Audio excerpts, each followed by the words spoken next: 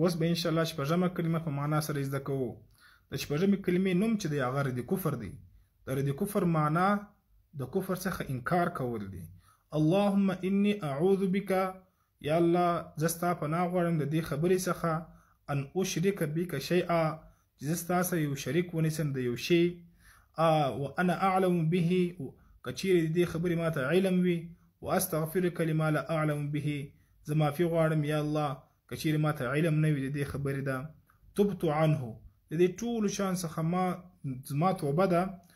وتبرأت، او زه بیزاره یم من الکفر، د کفر څخه، والشرک، د شرک څخه، والکذب، د دروغ څخه، والغیبت، د غیبت څخه، والبدعة، د بدعت څخه، والنمیمة، د چغلخوري څخه، والفواحش، د بېحیۍ څخه، والبهتان، د بهتان څخه، والمعاصي كلها، د هرې ګناه.